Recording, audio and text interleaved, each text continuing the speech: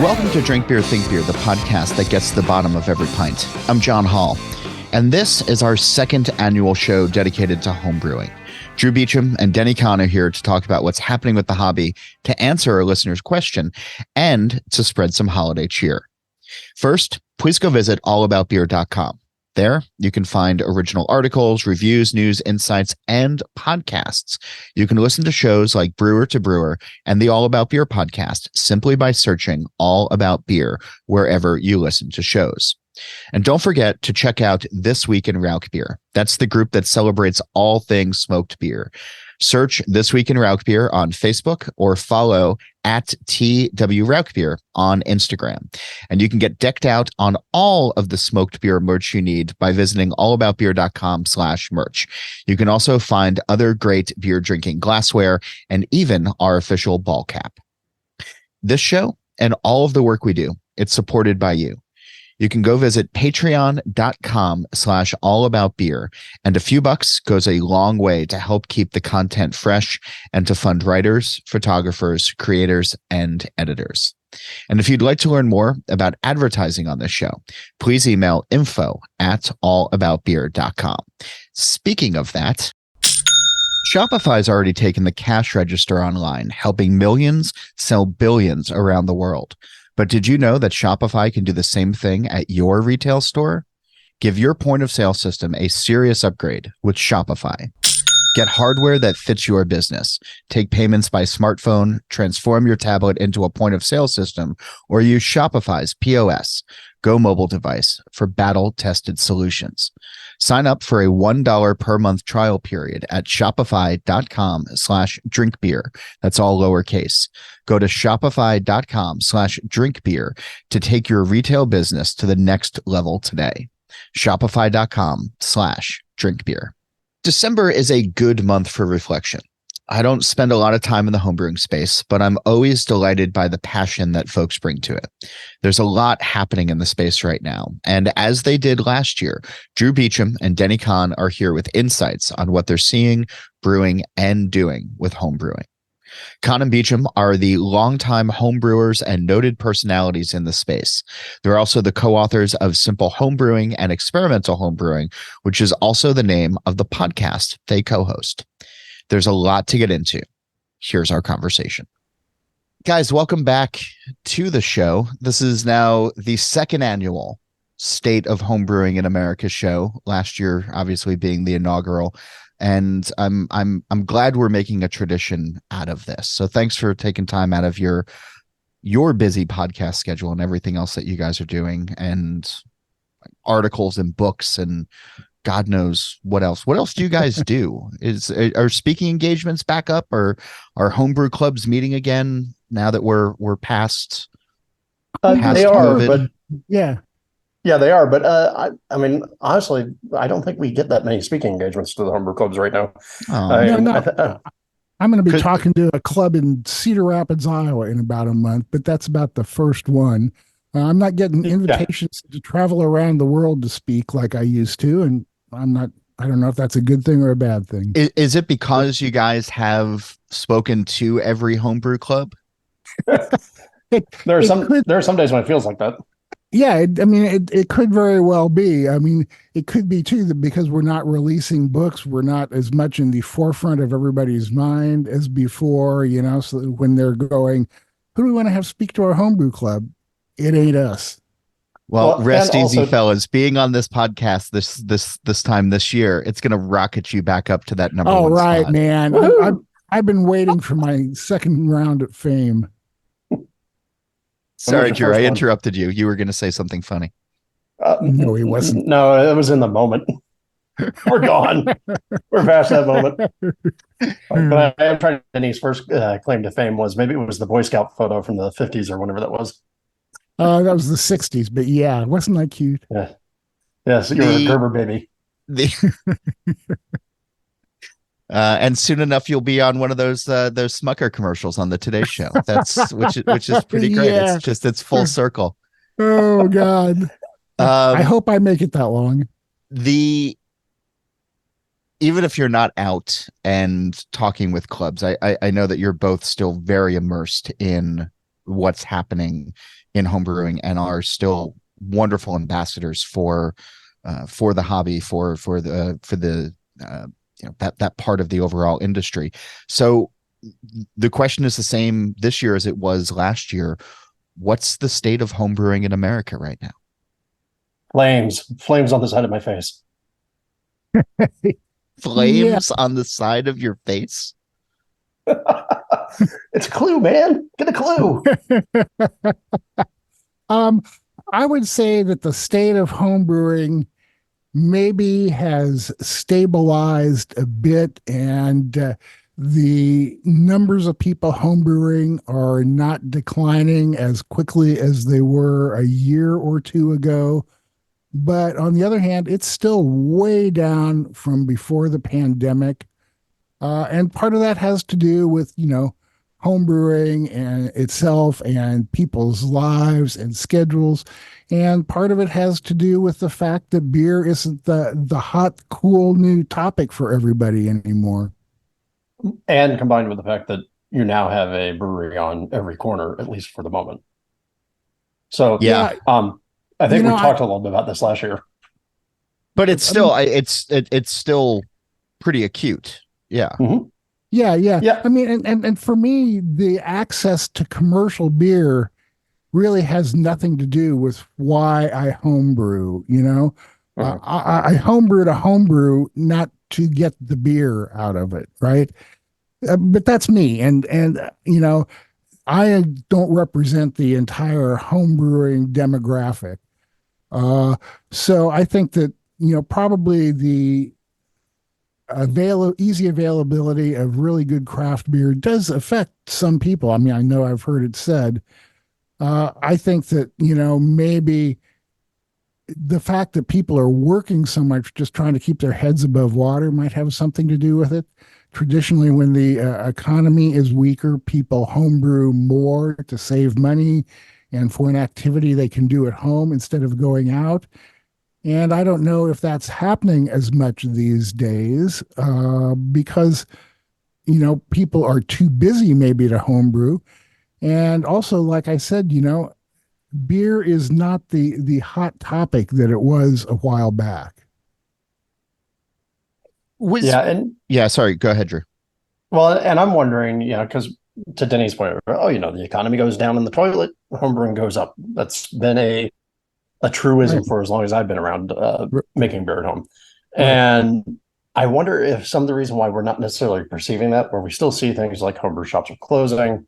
I just lost one a couple months back. I'm wondering if some of that isn't just because of those incredible heights we were at just not even 5 years ago.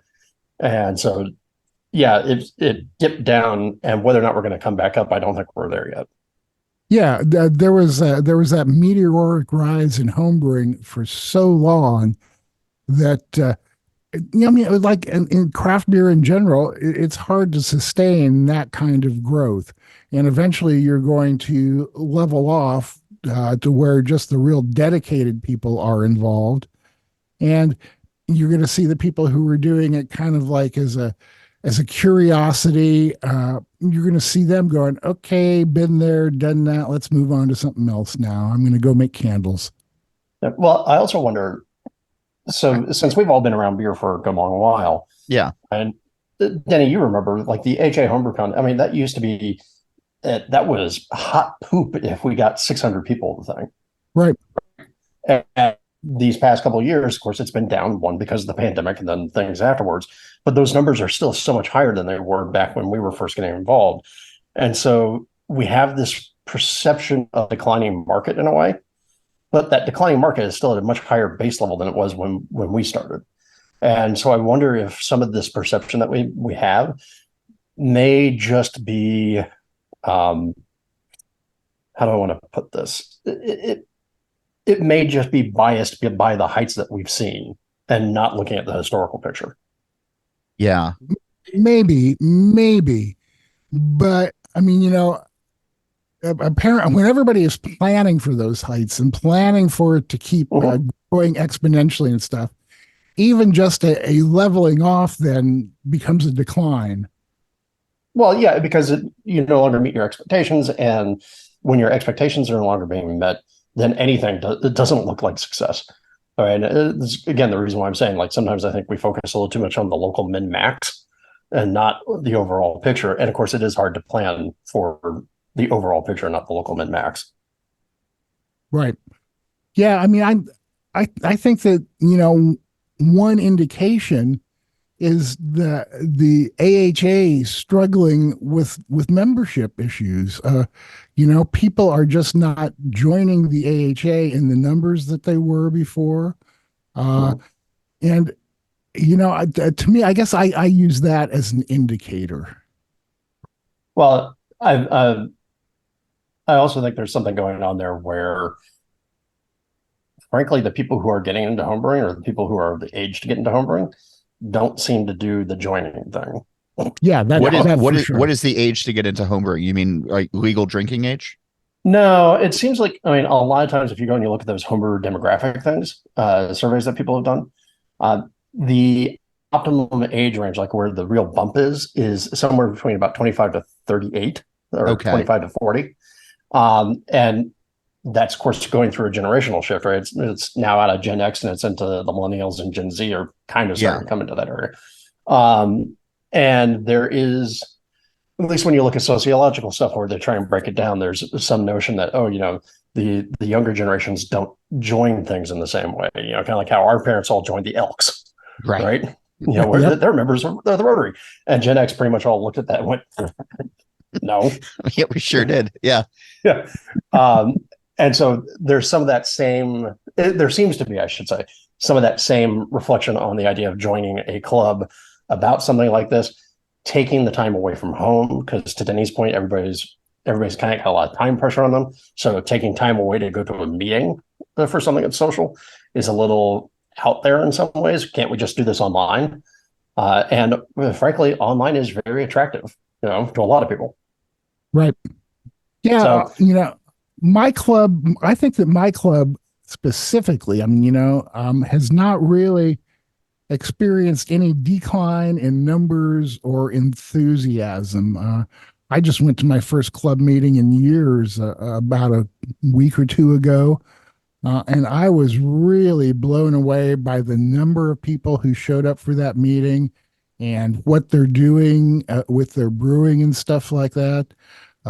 For the second year in a row, our club had the Oregon State Homebrewer of the Year, same guy as last year even. Yeah. So I think that there are like pockets and isolated instances where homebrewing is really going strong. But if you look at the overall demographic, that is not the case.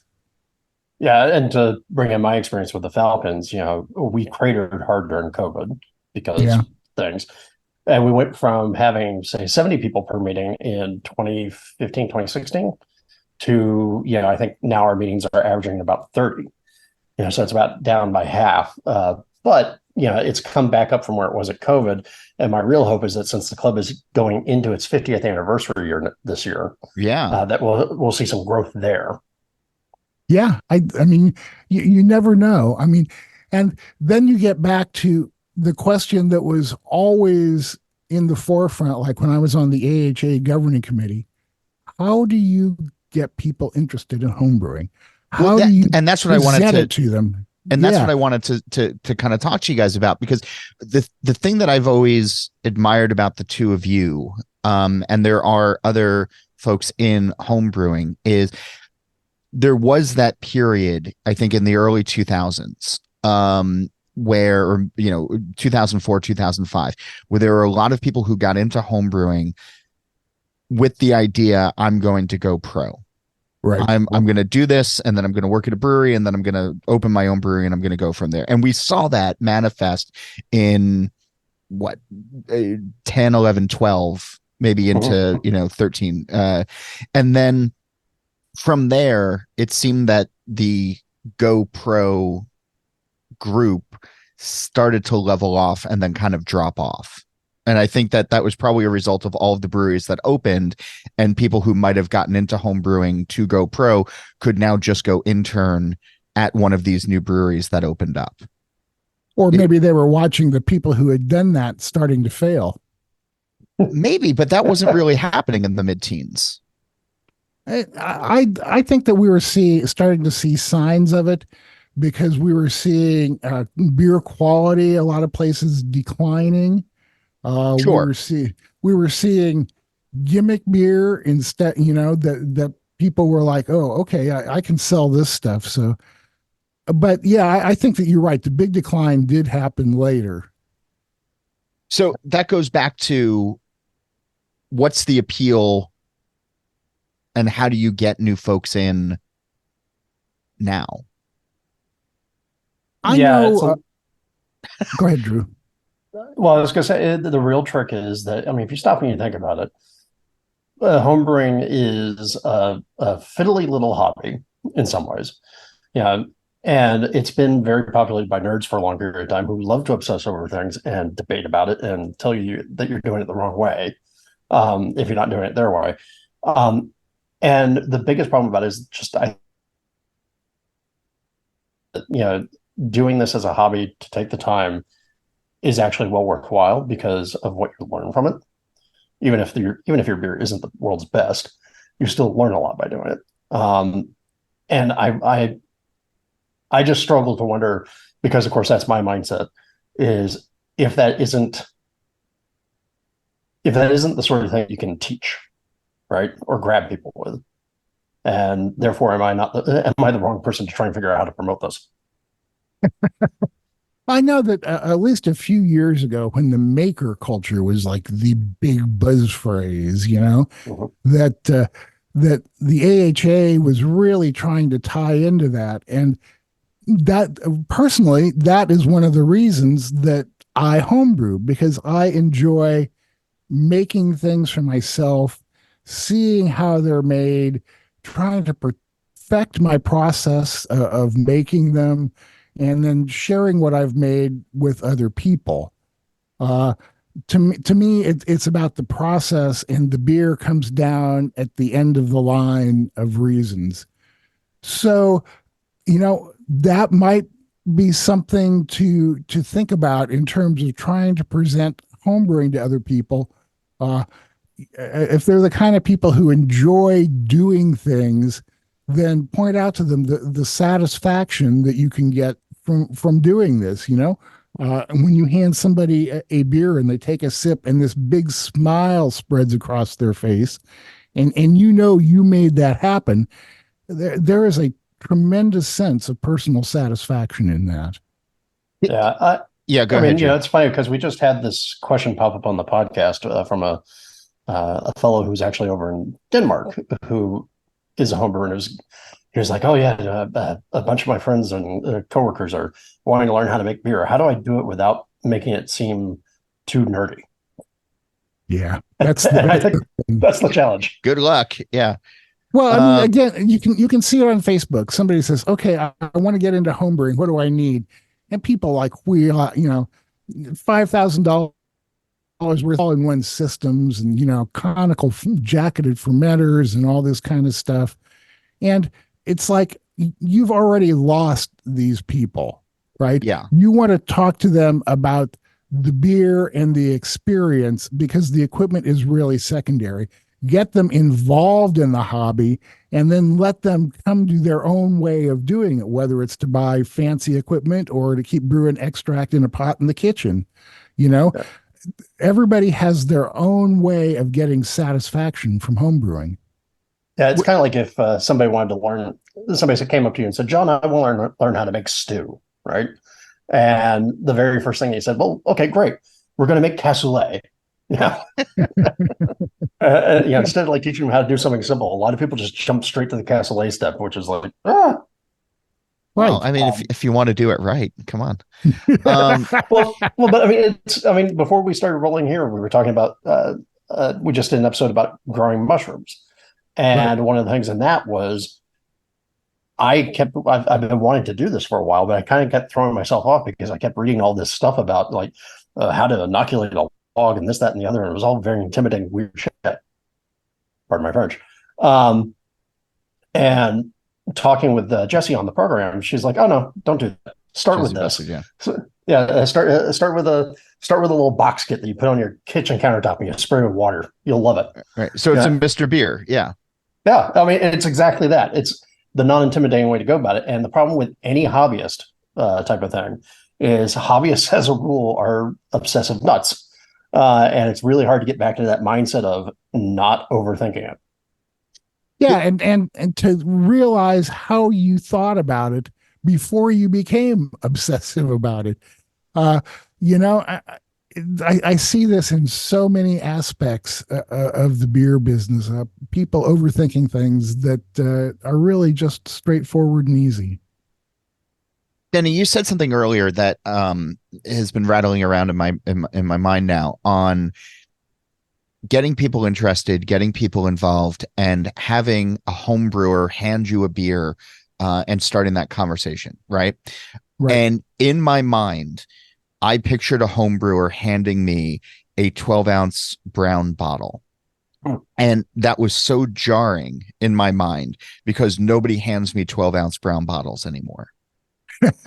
and, and I'm wondering if the push towards cans in the last decade and a half or decade or so, and seeing craft in cans and the artwork and the, et cetera,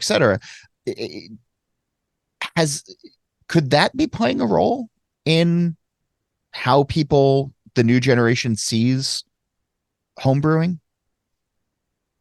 It's hard for me to speak to the new generation because I'm so far removed from it. But I really don't believe so, John. Okay. A few years ago, maybe like 10 years ago, home canning was the big thing. Drew got a canning machine. Everybody had canning machines.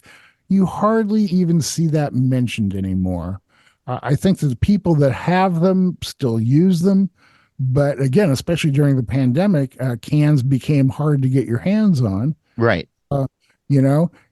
Bottles, you can go out and buy a 6-pack of beer and reuse the bottles. You can't do that with cans.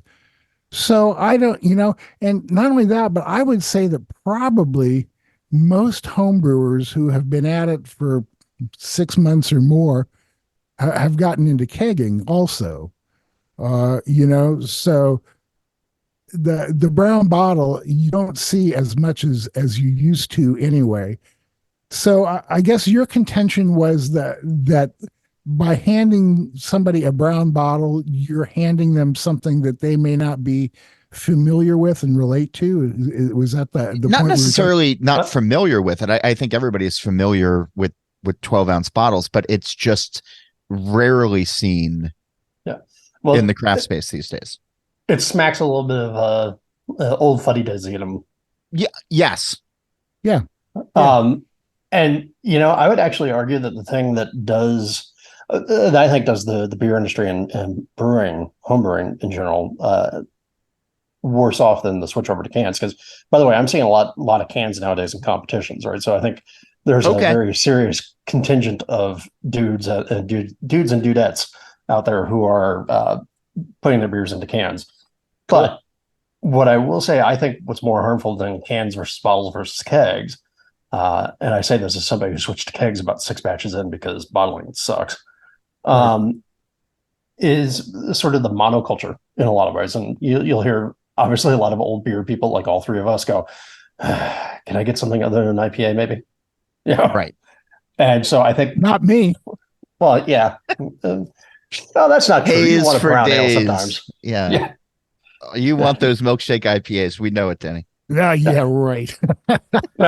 But what I do think is sort of a problem is that because I think there's a perception for craft beer and then the homebrew as well with a lot of younger folks that it's all this IPA stuff, right? And I hear a lot of people who are sort of beer adjacent but not deeply into beer being like, I can't stand IPAs. They're too bitter, right? And that becomes kind of part of the perception, which leaves out a whole bunch of people like me who got involved in beer making from a culinary aspect. If you start to think that all beer is just either going to be pale fizzy yellow or it's going to be pale fizzy yellow and with a ton of hops in it and no crystal malt allowed, there doesn't seem to be as much fun to have culinarily. Though I am not seeing the big IPA hate that was around like, maybe a year or two ago. And it's very interesting. I don't see that IPAs are much less prevalent, but people don't seem to be complaining as much about the prevalence of them anymore. Oh, I can see And your threads. well, I know I said as much, not at all, you know. Um, and Well, some of that may I be because it's railing at the ocean. well, Yeah. it could be, or maybe the people's tastes are coming around to IPAs, or maybe the market is slightly shifting away from that. I mean, one thing we've talked about, Drew, is the fact that Block 15, one of my favorite breweries in the world around here, um, and they are really known for their hoppy beers, stuff like Sticky Hands, which is one of the best double IPAs you'll ever have the pleasure of putting into your mouth. But they just won GABF Gold for an alt beer, you Hmm. know?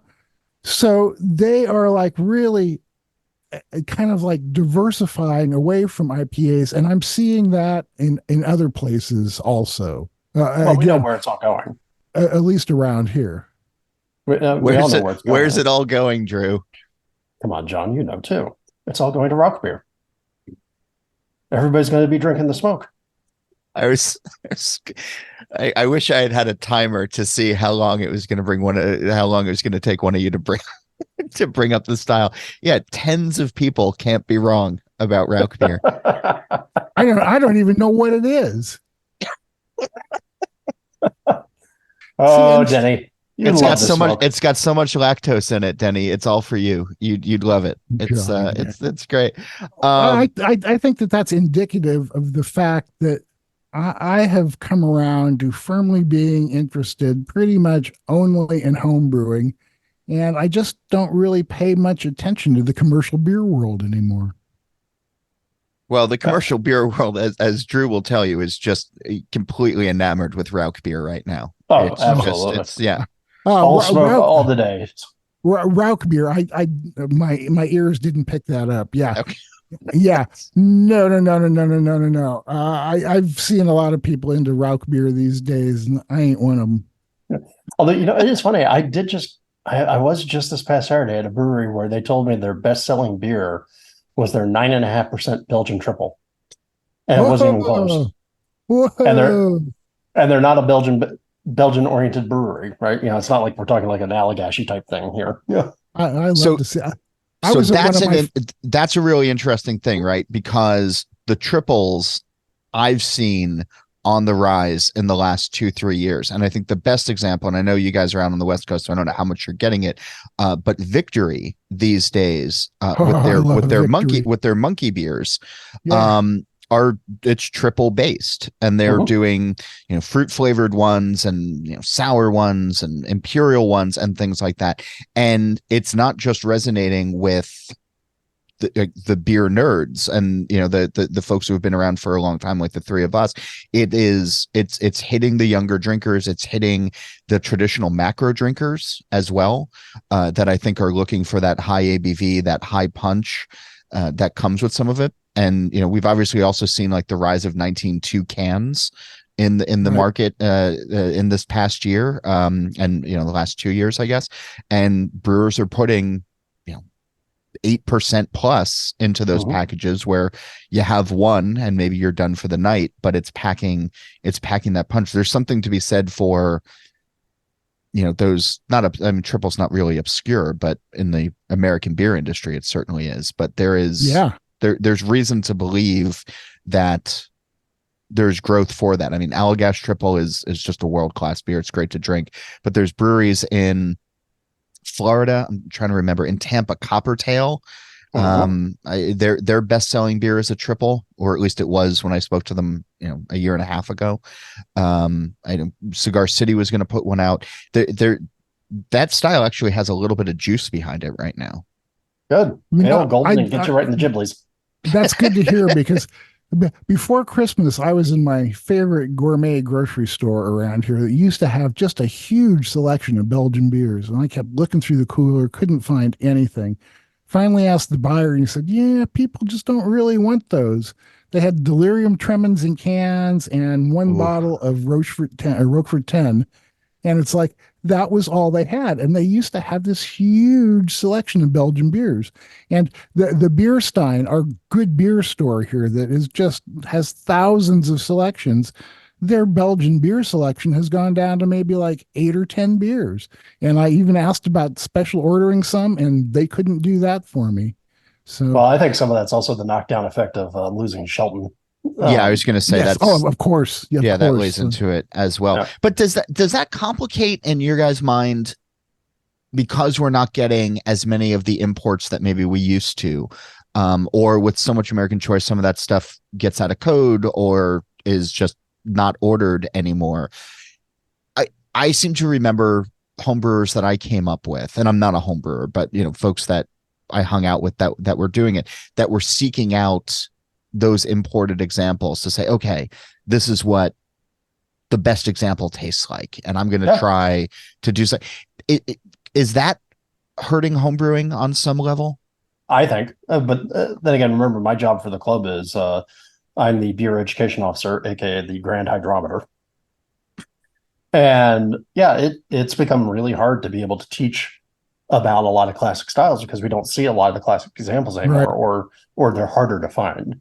So because all three of us, when we were coming up in the beer world, it was like, okay, well, if you want to really know about beer, you got to go have a Chimay, you got to have this, you got to have that, you got to make sure you get all these different beers, try these, and then you understand more about the world of beer. And now, like, it feels like half of those beers aren't available anymore. Yeah, At least half. Yeah. And so, it does feel like a real education problem to me, which again plays into the world of homebrewing. And then eventually that will have a knockdown effect into the professional world. My hope is that we will start to see a return of some of these flavors, like you talking about triple being on the rise. Yeah, I hope so. Yeah. We've seen a resurgence of classical West Coast IPA. Not that West Coast IPA ever really went away, but it kind of got its teeth kicked in for a while. And it was much harder to find a classical IPA. And now we're starting to see more of those. And it's not just during celebration season. Right. Yeah. So, John, I was gonna kind of like diverge a bit here. You wouldn't believe I would do that. Drew, especially. You mentioned Victory a little while ago. Yeah. They have been one of my favorite breweries since I first discovered them, like 98, 2000, something like that. So, here's my Victory story, man. Okay. When I started homebrewing and started getting into beer about 98, I hopped on there wasn't much place to discuss it or read about it on the internet. So I hopped on a Usenet news group called Rec Crafts Brewing. One of the members was Lou Bryson. The great Lou Bryson. The great Lou Bryson. We share a birthday, except that mine happened years before his. Valentine's Day. You guys are Valentine's Day babies? Yeah, okay. yeah. The two of us. I know Lou Bryson's birthday. We celebrated in this house. Oh, cool. Well, you can add me in there and Terry Ferendorf also. Well, Terry for sure. We'll definitely add her to the mix. Oh, ouch. Okay, back to my Victory story. And Lou at least probably looks the best of all of you in a seersucker suit. 100%. Oh, definitely. Okay, so now you deserve this diversion I'm about to take. So Lou was extolling the virtues of Belgian beers and Victory. I managed to find a few Victory brews out here, and I had a brother who was living just outside of Philadelphia at the time. And for Christmas one year, he sent me like Old Horizontal and whatever the name of their Imperial Stout is, and a bunch of Golden Monkey and other stuff. And I was just absolutely in heaven. So around 2000, made a trip out to Pennsylvania to visit my brother. Spent one night at Monk's Cafe, and it's like, again, I've just been into good beer for a couple of years, so it blew my mind. Decided the next day, my wife and I decided we would drive out to Downingtown and go hit Victory. And it turns out that we went on a day that they weren't open. So we pull up and I see some guys out on the loading dock, and I go, I'm like just a home brewer from Oregon, but I'm out here and I love your beer. Any chance I could look around?" And I said, "Sure." And they went and got Bill Kovaleski to show me around. And I was totally blown away. Here I was, this little guy from Iowa and barely into beer for 2 years, and Bill was showing me around the brewery. And after we got done, we sat down at the bar and he offered to start pouring us samples. And we'd had, all these victory beers before: Prima Pils, Hop Devil, the Golden Monkey, a bunch of stuff. And so I asked for a Golden Monkey, and my wife said, "Oh, I really like hoppy beers." 'Cause, I mean, if a beer doesn't have 70 IBUs, my wife isn't interested in it. So Bill said, "Oh, here, let me get you one of our Hop Devils." And Paula, having had it before, said, "Do you have anything hoppier?" And I thought Bill was going to cry. Uh, you know, his face just totally fell. And she ended up having a Prima Pils, which was definitely bitter enough for her. But I always thought that it was great that my wife dissed victory beers and Bill right there to his face. Right to Kovaleski's face too. Yeah. They came out with a double IPA, if I'm remembering correctly, Dirt Wolf. A couple of years later, Bryson will remember. I think I was there drinking it with him. I had a couple of fun sessions with Lou at that Downingtown bar. It's yeah, that's a fun. I like that story because I don't hear you don't hear too much of that these days as beers become more commonplace, and there's the worry of folks getting in and or if places aren't open, they're just not open kind of thing. So well, they've become much fun, more. Yeah. They've become much more bars and restaurants now. I mean, it's also true that it's the hospitality industry at full throat, and it's a side effect of the growth of everything. Yeah, well, you know what, and to me, one thing that story shows is kind of the camaraderie between beer geeks and brewers and stuff. It's like Bill didn't know me from Adam. It was a day off. I mean, it was a day they were closed. He was probably busy as hell doing important stuff that really had to get done. Yet he was willing to take half an hour out of his day to show me around, and I've always been impressed by that. That's really cool. As you guys start to think about, ways of connecting the gap, and with all of the the pro-ness or the pro part of the industry that's out there these days.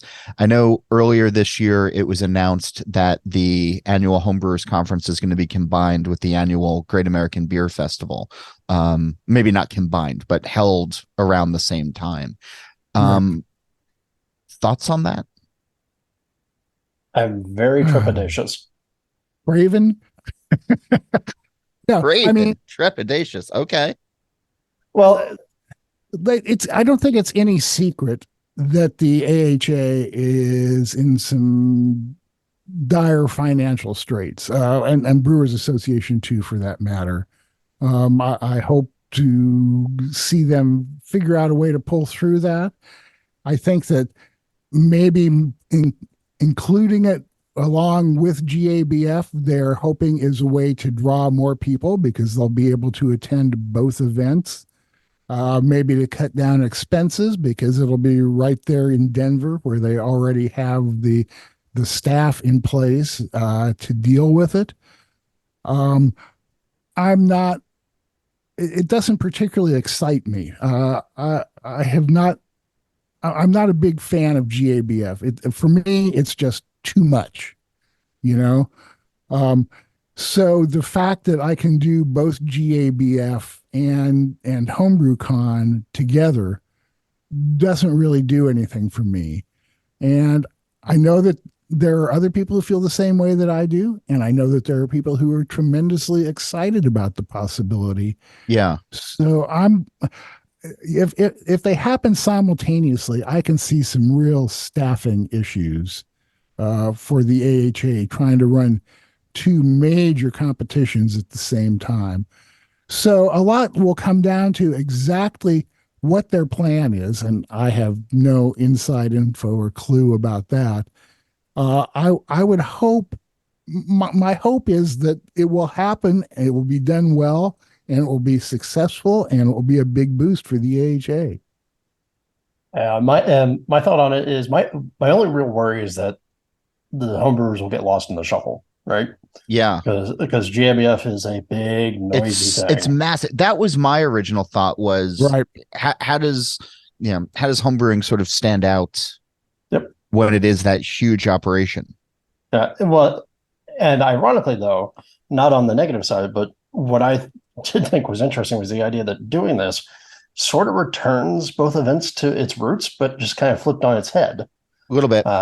Because for the people out there in the audience who don't know, GABF effectively started as what is the pro brewers night at HomebrewCon. Right. It started as the professional brewers pouring beer for homebrewers, and then grew from there. Now it's the tail that's wagging the dog in this case. Right. So that, like I said, I'm trepidatious about homebrewers not getting lost, and I think that's going to be the big challenge, along with only so much liver capacity and only so much judging capacity and only so much time that people can speak. And only so many homebrew or only so many hotel rooms too, man. Yep. Also true. That if they run both of these events at the same time, they have some really big logistical challenges. I can't believe that nobody at the AHA or BA considered that. So I have to think that maybe they've considered how they're going to deal with those logistical challenges. And all I can say is I'm glad I don't have to do it. Yeah. I'm cautiously optimistic that if anybody can do it, the BA can do it, because they have a lot of event planning experience. But it will be a challenge, and we'll see how it goes. Yeah. Yep. They'll need a good plan. And so I hope that somebody's making that right now. Well, it's coming up in October of 2024. More in a moment, but first, this message. Customers are rushing to your store. Do you have a point of sale system you can trust, or is it a real POS? You need Shopify for retail. Shopify's sleek, reliable POS hardware takes every major payment method and looks fabulous at the same time. With Shopify POS, you can accept credit cards, mobile payments, and every other major payment method, all with low fees and transparent pricing starting on day one. Sign up for a $1 per month trial period at shopify.com/drinkbeer. That's all lowercase. Go to shopify.com/drinkbeer to take your retail business to the next level today. Shopify.com/drinkbeer. And now back to my conversation with Drew Beechum and Denny Conn. Guys, can we go to the mailbox? Can we do Sure. we got a letter, which is not something that this particular show often gets. We don't get people who often write in. But I received mail from some flounder. I received a note a couple of weeks ago as I was starting to think about putting together this second annual conversation with you guys. And it was sort of the impetus to get the email rolling to get us all together. But from the Drink Beer, Think Beer mailbag, this is it came through to info@allaboutbeer.com. Hello. I wonder if you might be able to help me with an unusual question. If someone wanted to make beer in their home in 1912, what sort of equipment would they have used? I'd be very grateful for any help you could please give me. Best wishes, Deborah. Oh, that's easy. That didn't change a lot. No, I mean, so you need a glycol jacketed conical. Yeah, right. Microcontrolled fermentation. Yeah, 1912. Yeah, right. No, back then, pretty much everybody who was making beer at home was using malt extract. So pretty much in terms of equipment, what you would need is a kettle, a spoon, and most people were fermenting like in big ceramic pickle crocks and stuff like that back then. So, or possibly a carboy, but that might have come just a bit later. So basically the equipment back then would have been exceedingly simple and stuff that they already had around. Nobody was going out and putting together homebrew systems. Yeah, and I can speak from experience with both what my grandfather did. Now, admittedly, at a later date, he was much more in the 1940s, 1950s when he was doing this, and also what you read from H.L. Mencken, because H.L. Mencken was actually a big home brewer, and he was more contemporaneous with this question. And yeah, Denny's absolutely right. It basically started with malt extract, which you could buy in a grocery store, not just for making beer, but for making bread and all that sort of fun stuff. Right. And you could buy hopped extract, or you could buy hops, but the hops were terrible quality. And but nobody knew they were terrible quality because they had nothing to compare them to. Yeah. But then you go and you read Mencken, and Mencken and all of his correspondence with his various friends. And I think he also wrote an article for the Baltimore Sun back in the day about how to make beer. His big complaint was the quality of yeast. Because at the time, people would basically just use bread yeast. They would use fresh baker's yeast to go make their beer, which, I mean, we still see today in some of the farmhouse traditions, like up in Scandinavia and whatnot. But that's what they would have done. The crock, to Denny's point, it would have been a pickle crock, and you can hear mine here. I still have one. Okay. We'll take your word for it. Yeah, that's... I still have a pickle crock, although I use. You could have touched anything in your home office right now and called it a pickle crock, and we would have been like, "Oh, sure, of course." Great acoustics, yeah. But they would have used a pickle crock, but where we're like all obsessive about using airlocks and all this other sort of stuff, they would have done like what my grandfather did, which was double up some cheesecloth, throw it over the top, and rubber band it around. Yeah, that's right. And you have to remember, unlike the modern homebrewer, where this sort of not only the obsession with trying to make different styles of beer, there wasn't quite the obsession with making the most perfect beer that you could at home. Right. Well, the idea was alcohol, but I mean, an alcohol delivery device. Yeah. You go back in history, and that's traditionally what was happening. As long as it was drinkable and didn't make you sick and had alcohol, then that was close enough. Yeah, and just to keep in mind, I mean, obviously they didn't always have malt extract. But by 1912 they would have. In the 1800s, you would have seen people actually starting with grain, and you see that in recipes as well. But yeah, by the time you're in 1912 period, you've got the same thing happening there that you're going to see all the way up until the rise of modern homebrewing, which is extract, sugar, hops, and water in a kettle with fresh yeast. Yeah. And malt extract actually has been around since the late 1700s. Right. No, but if you go and you look at the recipes from the 18th and 19th century, I mean, they're largely using grain. And that may be because they didn't have extract, or they didn't have access to the malt extract. I mean, you look at some of the traditional recipes from George Washington, Thomas Jefferson, Ben Franklin.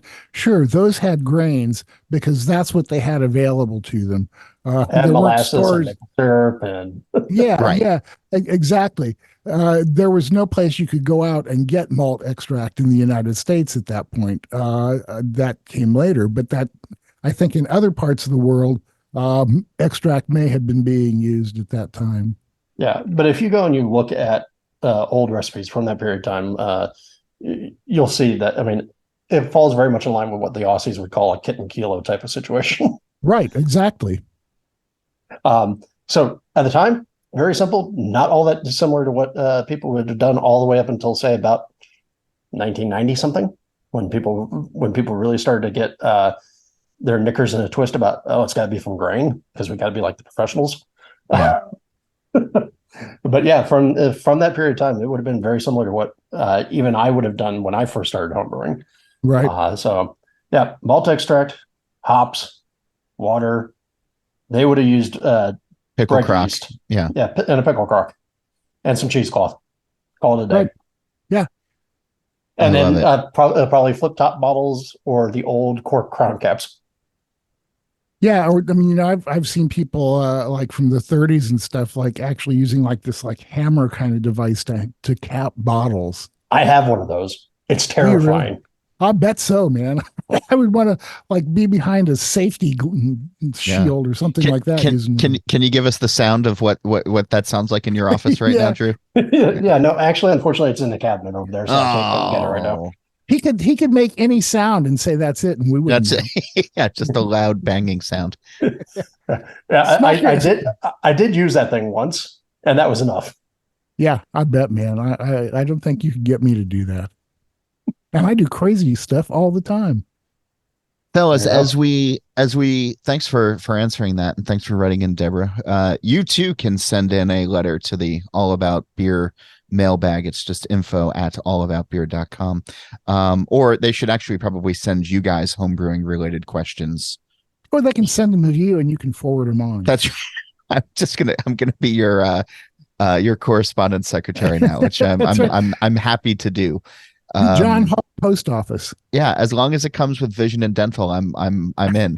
So I can't see, and I can't hear, and I can't taste. Exactly. As we wrap up here, we've talked about IPAs, we've talked about triples, we've talked about Rauk beer. Alt made an appearance briefly in the conversation. Is there a style in 2024, or is there a beer in 2024 that is largely uncommon for each of you that you're hoping to make sometime in the new year? Oh, make here at home? Yeah, well, we're talking about probably not, and I've got to tell you that I did. All right, then let's let Drew answer. Yeah, no, it's no. Tell us what. Yeah. I was gonna say I did all my experimenting with beer and styles and things that I wanted to make, and probably like the first 10 years I was brewing, and ever since then, I have settled into what my tastes are and what I enjoy making, and pretty much do the same thing. Sure, but is there something that you enjoy that you haven't made for a while that maybe you want to make again? It doesn't have to be batshit crazy or anything. It's just as a matter of fact, my next beer up that I haven't made for way too long is a triple. Yeah. Okay. See, that answers the question. That's all the.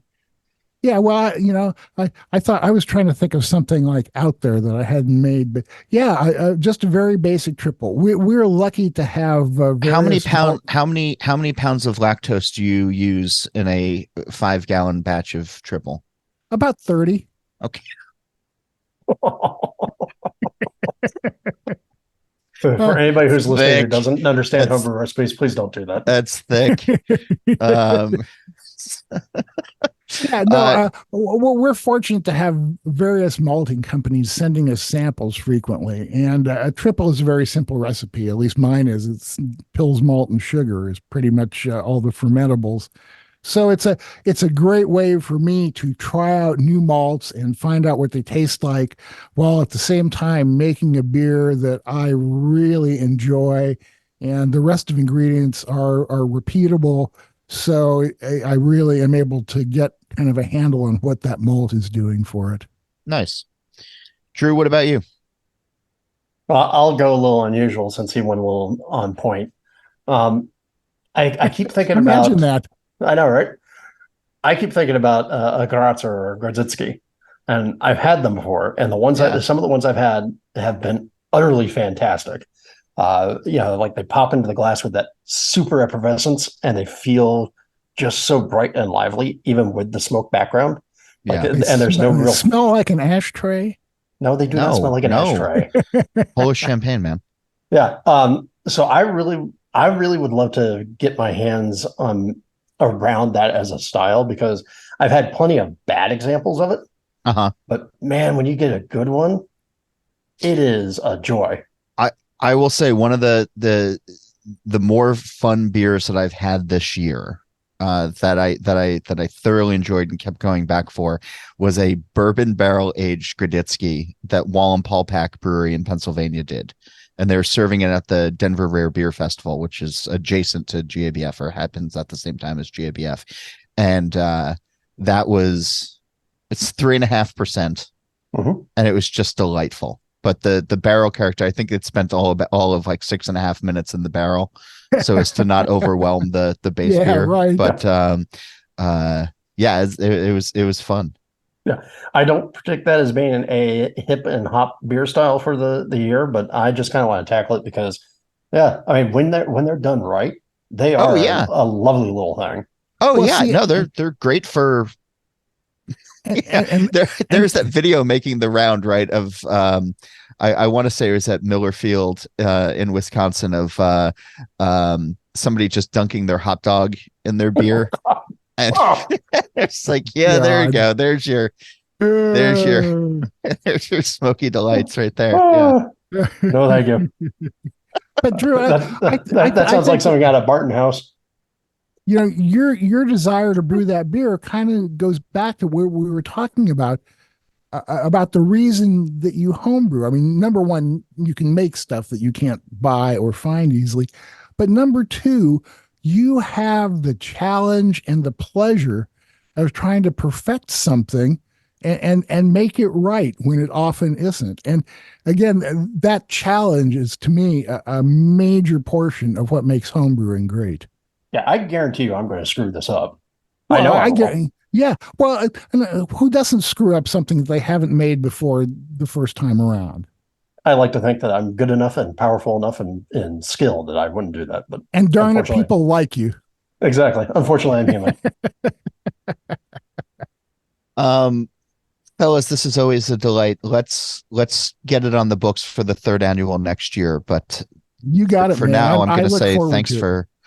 thanks for being on the show. Thanks for sharing your insights. And if I don't see you in Denver, I hope to see you beforehand. Well, thank you for paying the bar tab.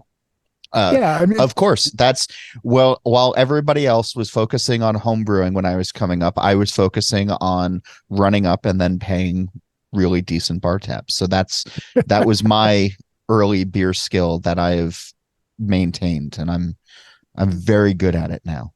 well, it's a real pleasure to find a show that has low enough standards they'll let us be on it. What have you been home brewing? Let me know. You can email me. It's John Hall. That's JOHNHOLL at allaboutbeer.com, or share with me on Twitter or X or whatever at John_Hall.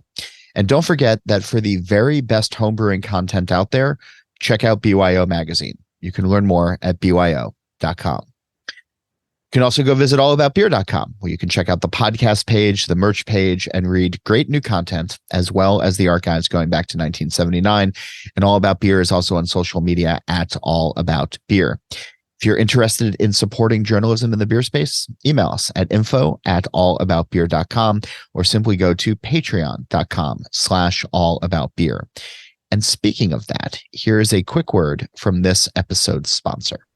You know that's the sound of another sale on your online Shopify store. But did you know that Shopify powers selling in person too? That's right. Shopify is the sound of selling everywhere, online, in store, on social media, and beyond. Connect with customers inline and online. Shopify helps you drive store traffic with plug and play tools built for marketing campaigns from TikTok to Instagram and beyond. Sign up for a $1 per month trial period at shopify.com/drinkbeer. That's all lowercase. Go to shopify.com/drinkbeer to take your retail business to the next level today. Shopify.com/drinkbeer. One more time, don't forget the All About Beer podcast channel. Just search and subscribe on your podcast platform of choice. Steal This Beer has new episodes every Monday, and the BYO Nano podcast comes out on the 15th of every month. And as for this show, Nate Schweber does the music, Jeff Quinn designed our logo, and I'm John Hall. New episodes release every Wednesday, and that's when I'm going to be back again to drink beer and to think beer.